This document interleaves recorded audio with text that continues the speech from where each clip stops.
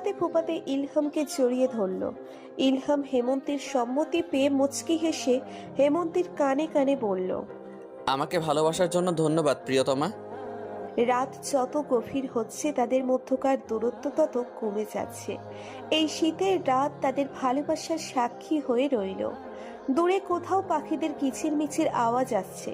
তারাও আজ খুশি হেমন্তী আর ইলহামের মিলন দেখে। এভাবেই তারা সুখে থাকুক, ভালোবাসায় ঘিরে থাকুক তাদের জীবন। কিন্তু এখন এই ভালোবাসার থেকে দূরেও যেতে হবে। পারবে কি তারা আলাদা থাকতে? পারবে কি ইলহাম সেই দূর দেশে থেকে হেমন্তীকে আগলে রাখতে? এসব সময় জবাব দিবে। সময় সব কথা পরিষ্কারভাবে বুঝিয়ে দিবে তাদের। ভোর হয়েছে, কিন্তু কুয়াশা দিয়ে পুরো আকাশ ঢাকা, যার কারণে পুরোপুরি আলো ছড়িয়ে পড়েনি। শীতল হাওয়া বয়ে যাচ্ছে। এই সময়টা ঠান্ডা একটু বেশি অনুভব হয়। কাঁথা মুড়ি দিয়ে অনেকেই এখন বিভোর ঘুমে রয়েছে, মিষ্টি স্বপ্ন দেখতে ব্যস্ত। এর ব্যতিক্রম ঘটেনি ইলহাম আর হেমন্তীর ক্ষেত্রেও। তারা ঘুমের দেশে তলিয়ে আছে। হেমন্তী ইলহামের বুকের সাথে লেপ্টে আছে।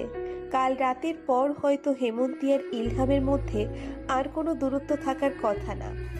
হেমন্তী পিটপিট করে চোখ খুলে নিজেকে ইলহামের বাহু টোরে আবিষ্কার করলো। হেমন্তীর চোখ ছোট ছোট করে ইলহামের ঘুমন্ত মুখটার দিকে তাকালো। প্রথমে সে কিছুই বুঝতে পারল না। সে ইলহামের বুক থেকে সরে আসলো। তারপর শোয়া থেকে উঠে বসতেই তার কাল রাতের সব কথা মনে পড়ে গেল। পরক্ষণেই হেমন্তের ঠোঁটের কোণে হাসি ফুটে উঠল।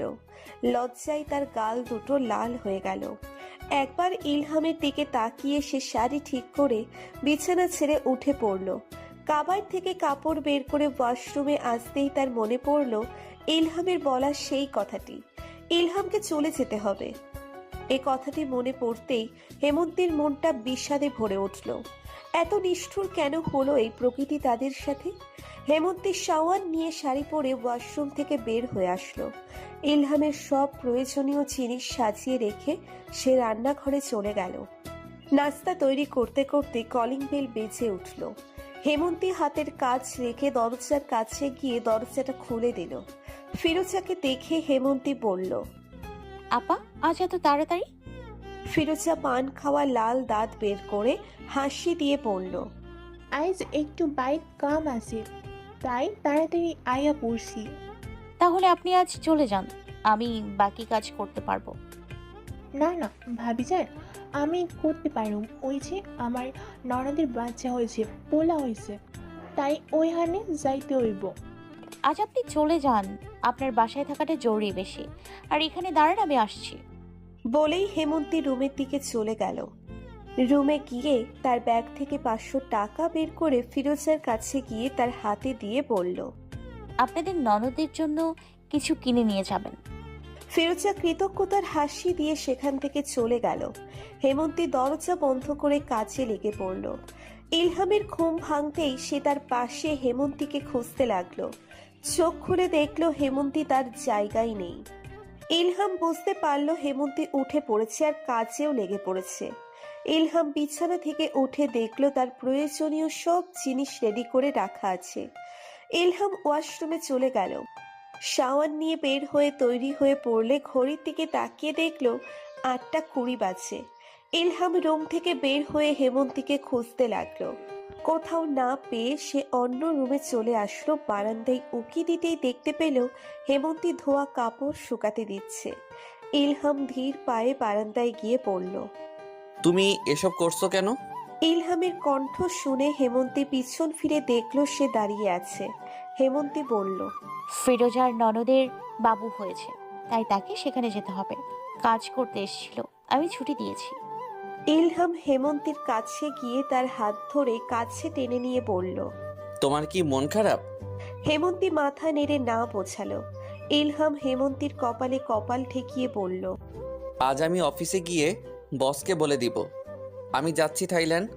হেমন্তীর চোখ তুলে ইলহামের দিকে তাকিয়ে বলল, আমার মতে এটাই ভালো হয়।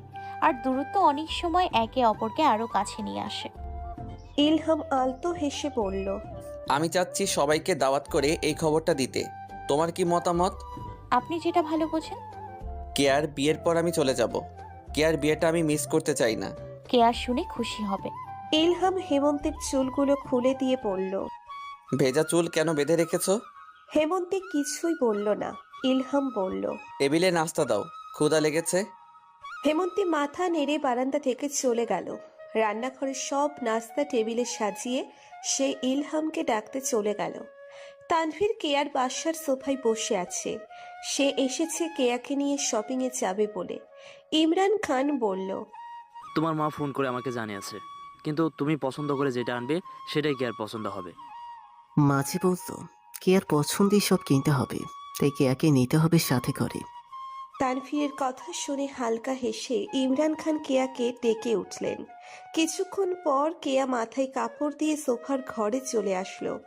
ইমরান খান কেয়ার উদ্দেশ্যে বললেন। তানভীর এসেছে, তো ওকে নিয়ে শপিংয়ে যাবে, তুই তৈরি হয়ে ওর সাথে চলে যা। কেয়ার সাথে কথা শেষ করেই ইমরান খান উঠে চলে গেলেন। কেয়া বলল। আমি বোরখা পরে আসছি। তানভীর মাথা দোলালো। কেয়া বোরখা পরে বের হয়ে আসলো। কেয়া আর তানভীর বাসা থেকে বের হয়ে রিক্সা নিয়ে মার্কেটের উদ্দেশ্যে রওনা হলো। রিক্সায় বসে কেয়া বলল। মা না বললে আমাকে না নিয়ে শপিং করতে চলে যেতেন। হ্যাঁ, আমাকে আপনি ভুলে যান অনেক সময়। এখন তো মনে রেখেছি, তাই না? মা বলেছে তাই মনে রেখেছেন। কেয়ার শরীরটা আজ একটু বেশিই খারাপ। সে বিছানায় শুয়ে আছে। রেহানা বেগম তার মাথার কাছে বসে আছে। হিয়া রেহেনা বেগমের হাত ধরে বলল। মা আপনি টেনশন করবেন না, আমি একদম ঠিক হয়ে যাব। তুমি তো সকাল থেকে কিছুই খাওনি, একটু কিছু খেয়ে নাও, ভালো লাগবে। বমি এসে পড়বে মা। তাও খেতে হবে মা, এটা তোমার জন্য প্রয়োজনীয়। হিয়া উঠে বসলো। খাবার নিয়ে খাওয়া শুরু করলো। এবার সবটি খাবার শেষ করতে পারলো। তারপর আবার শুয়ে পড়লো। রেহেনা বেগমের অনেক ভয় করছে হিয়ার অবস্থা দেখে। যদি কোনো অঘটন ঘটে যায় তখন কি হবে? ইলহাম অফিসে গিয়ে অমিত হাওলাদারকে জানিয়ে দিল সিদ্ধান্ত। অমিত হাওলাদার খুশি হলেন আর বললেন। তোমার পাসপোর্ট আর যাবতীয় কাগজপত্র জমা দিয়ে দিবে। আজ থেকেই সব কাজ শুরু করা হবে। ইলহাম সম্মতি জানিয়ে কেবিন থেকে বের হয়ে আসলো। নিজেও কেবিনে এসে চেয়ারে বসে পড়ল। আর কয়েকদিন পর সে হয়তো অনেক দূরে থাকবে এই পরিবেশ থেকে। অফিস শেষ করে বাজার ভর্তি ব্যাগ নিয়ে বাসায় পৌঁছয় ইলহাম। কলিং বেল বাজাতেই হেমন্তী দরজা খুলে দিল। ইলহামের দুহাত ভর্তি বাজার দেখে হেমন্তী অবাক হলো, কিন্তু কিছু না বলে হেমন্তী হাত থেকে বাজারের একটা ব্যাগ নিয়ে ভিতরে নিয়ে আসলো।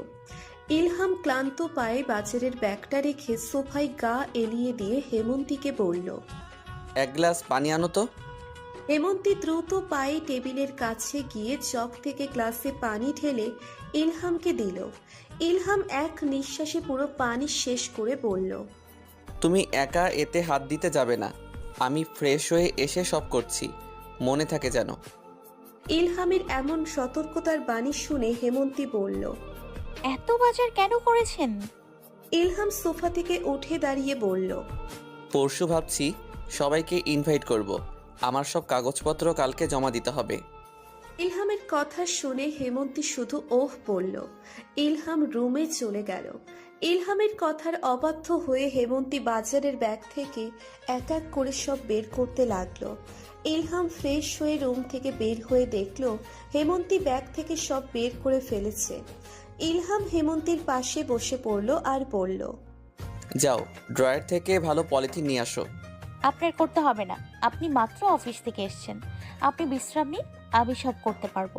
তোমার উপদেশ কেউ চাইনি হেমন্তী, একা এত কাজ তোমার করতে হবে না, আমার এসব করে অভ্যাস আছে। হিয়ার সাথে আমিও তার কাজে সাহায্য করতাম। এখন করতে হবে না, আমারও এসব করে অভ্যাস আছে। তুমি আমার কথা শুনবে না? আপনি আমার কথা শুনছেন না। মাংসে রক্ত লেগে আছে, আপনার শরীরে লেগে যেতে পারে। লাগলে আবার গোসল করব, এতে কোনো সমস্যা নেই। বলেই ইলহাম শসা ভর্তি পলিথিন হাতে নিল। হেমন্তী তার হাতের পলিথিন ধরে বলল। আপনার এত কাজ করতে হবে না। ইলহাম পলিথিন টেনে বলল। তোমার এত ভাবতে হবে না। তাদের টানাটানিতে পলিথিন ছিঁড়ে সব শসা নিচে পড়ে গেল। দুজনেই চোখ বড় বড় করে দুজনের দিকে তাকালো। তারপর ফিক করে হেসে দিল। ইলহাম বলল। দুজনই করি, তাহলে কাজটা দ্রুত শেষ হয়ে যাবে। ঠিক আছে, না হলে সব মাটিতে পড়ে থাকবে। দুজনেই কাজে লেগে পড়ল। সবকিছু গোছাতে গোছাতে রাত 10টা বেজে গেল। হেমন্তী আর ইলহাম ফ্রেশ হয়ে টেবিলে বসলো খাবার খেতে।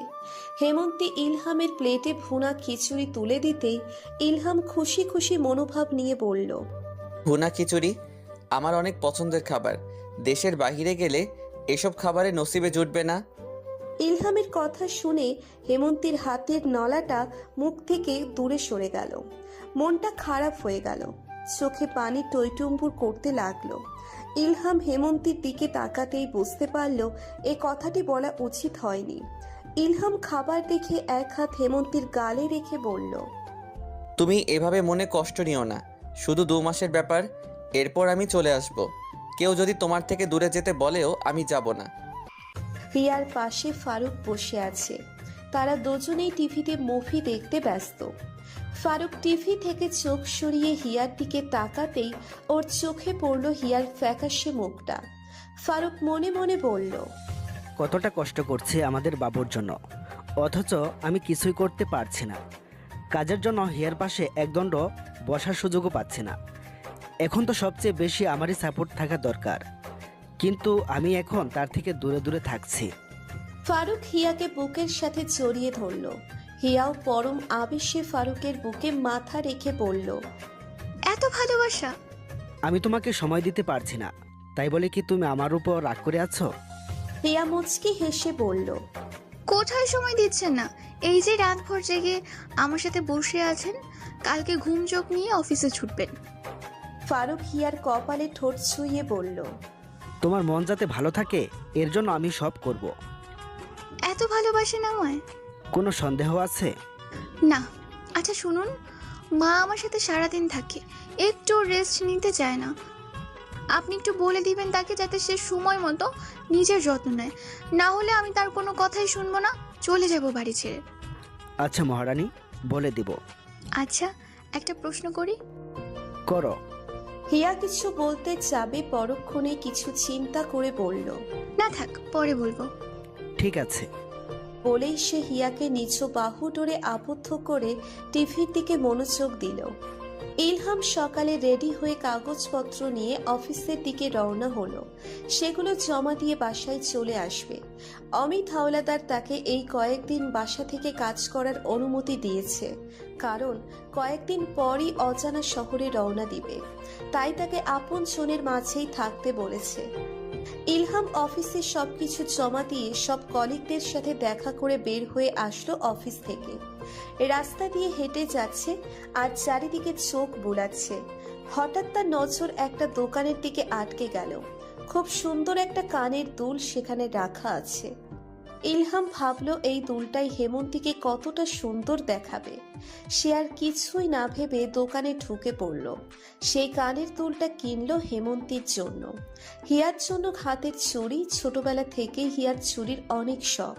চুড়িগুলো কিনতেই ইলহামের মনে হলো, যদি হিয়ার মেয়ে বাবু হয় তাহলে কি সেও চুড়ি পছন্দ করবে। এসব ভাবতেই ইলহাম আনমনে হেসে ফেলল।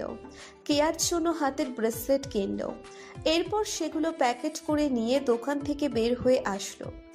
ইলহাম হেমন্তীর জন্য অনেকগুলো চকলেট আর গোলাপ ফুল কিনে রিকশায় উঠে পড়ল বাসার উদ্দেশ্যে। হেমন্তী কেয়ার সাথে কথা বলছে, কেয়া শপিং এর কথা বলছে।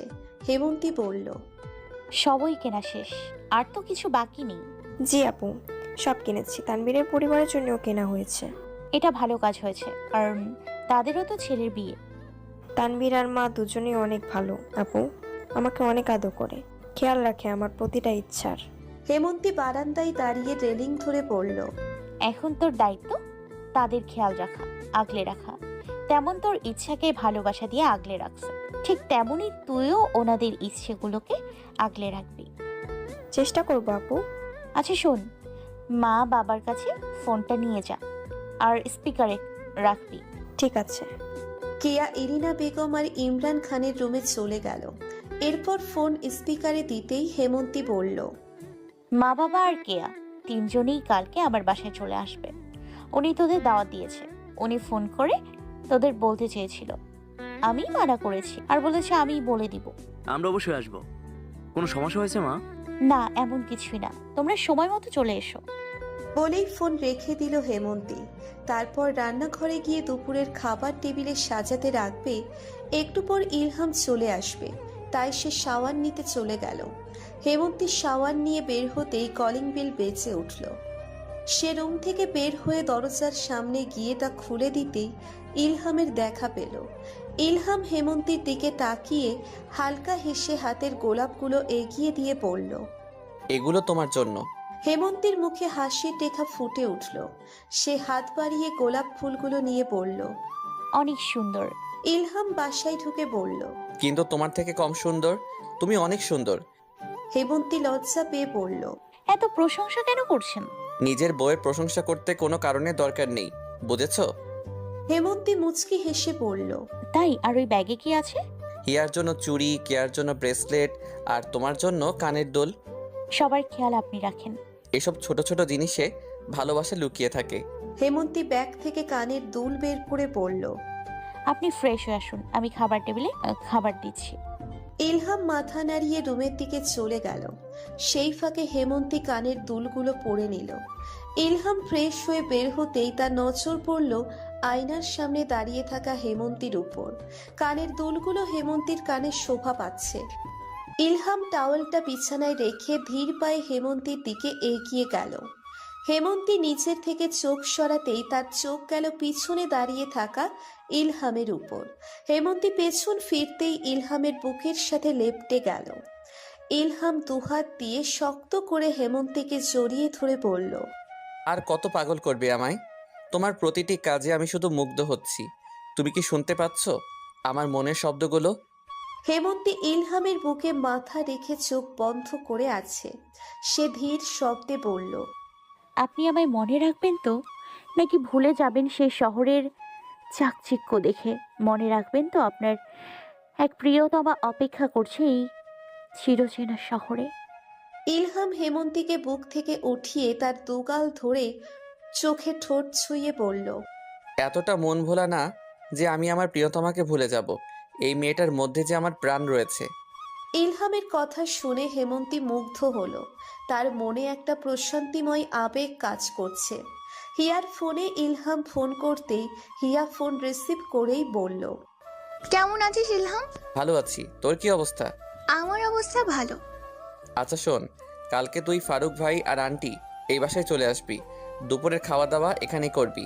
হঠাৎ এই আয়োজন কেন? কালকের দিনটা আসলেই বুঝতে পারবি সব। আমার মনে হচ্ছে তুই বোম ফাটাবি, আমরা এতে সবাই শকড হয়ে যাব। কালকেই তো জানতে পারবি। ঠিক আছে। হিয়ার সাথে কথা বলে ইলহাম তানভীরদের ফোন করেও ইনভাইট করে দেয়। প্রথমে তানভীর মানা করলেও ইলহামের কথায় সে রাজি হয়ে যায়। সকাল থেকেই ইলহাম, হেমন্তী আর ফিরোজা তিনজনেই ব্যস্ত কাজে। ইলহামও তাদের সাহায্য করছে কাজে। ফিরোজা ইলহামকে দেখে অবাক হচ্ছে।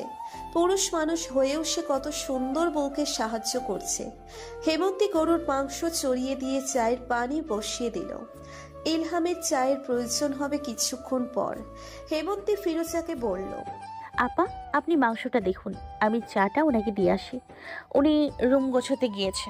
ভাইজান, আপনারে অনেক ভালোবাসি।